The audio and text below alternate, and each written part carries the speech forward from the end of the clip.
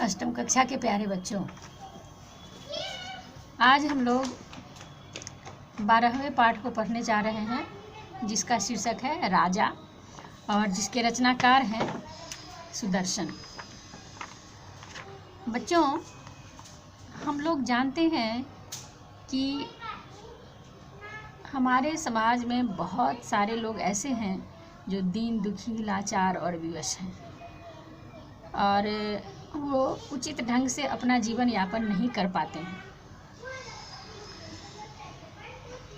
उनकी उचित देखभाल के लिए हर समर्थ व्यक्ति का कुछ न कुछ कर्तव्य बन करता है। राजा शीर्षक पाठ के माध्यम से लेखक सुदर्शन ने बहुत ही बारीकी से यह समझाने का प्रयत्न किया है कि किस तरह से कोई व्यक्ति कितना भी बड़ा पद पर प्रतिष्ठित हो, यदि उसके हृदय में सहृदयता और सद्भावना भरी हुई है तो वह अपनी पद और गरिमा को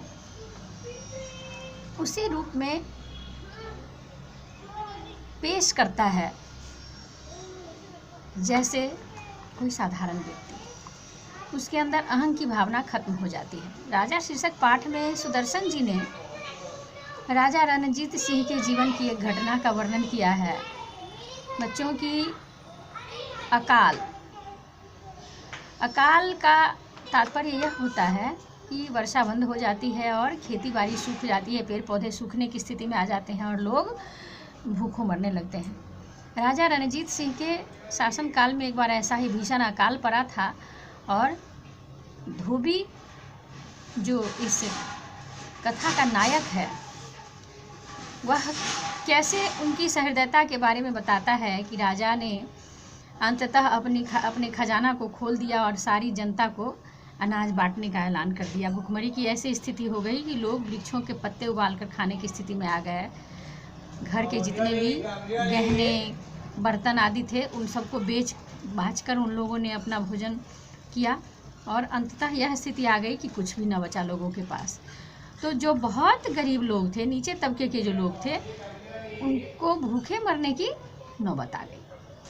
राजा रणजीत सिंह ने अपना कोषागार खोला और सारी जनता को 20-20 सेर अनाज वितरण के लिए आदेश दे दिया कि उनको मुफ्त में अनाज दिया जाए ताकि वे जीवित रह सकें। और इसी के दरमियान धोबी, जो उस समय छोटा था, 7-8 साल का बालक था, अपने दादाजी के साथ जाता है उस अनाज वितरण के लिए लेने के लिए। लेकिन वहाँ बहुत अधिक भीड़ होती है, तो इधर ये बच्चा है और उधर उसके दादाजी हैं। घर में और कोई था नहीं, इसके पिताजी की मृत्यु हो चुकी थी।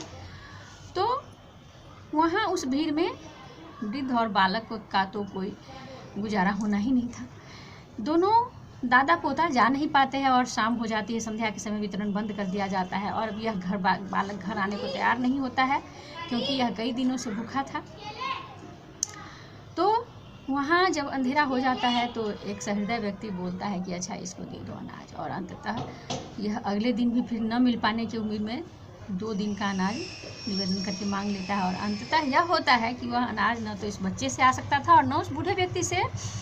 तो वहाँ जो एक व्यक्ति होते हैं वही अपने सिर पर अनाज की गठरी लेकर आते हैं और जब इसके घर तक वो छोड़ जाते हैं, वापसी में देखता है कुछ दूर तक इनको छोड़ते आने की क्रिया में कि लोग इनको सलाम कर रहे हैं। बाद में उसको पता चलता है कि स्वयं राजा रणजीत सिंह ही इसके यहाँ पहुँचे थे अनाज लेकर के। उस समय इसको लगता है कि कितनी बड़ी बात ये थी और कोई राजा क्या इतना भी सहृदय हो सकता है कि एक धोबी के यहाँ, एक गरीब धोबी के यहाँ उसके अन्न की पोटली को पहुँचा दे। तो यह सहृदयता विरले जगहों पर देखने को मिलती है बच्चों। ऐसे पुरुष देवतुल्य होते हैं। कुल मिलाकर हम लोगों को यह पाठ पढ़ने का अवसर इसलिए दिया है सुदर्शन जी ने कि हम लोग भी गरीबों के प्रति सहृदय बने। बचपन से ही यदि प्रवृत्ति हम आप में आ जाए तो यह चीज़ जीवन भर बना रहता है और हम एक ऐसे व्यक्ति के रूप में जाने जाते हैं जिसने जीवन की बारीकियों को पहचाना और सच्चे मानव धर्म को माना।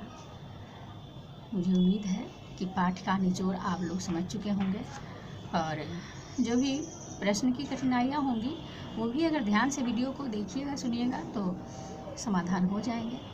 बाकी चीज़ों के लिए आप उसका डिस्क्रिप्शन अवश्य पढ़िएगा। जब मैं वीडियो का डिस्क्रिप्शन देती हूँ तो उसमें थोड़ा सा विस्तार से वर्णन किया रहता है, उसको पढ़ लीजिएगा, उससे सहायता लीजिएगा, उससे भी आपके प्रश्न हल होंगे। और फिर अगली कक्षा में मिलते हैं अगले पाठ को लेकर। धन्यवाद।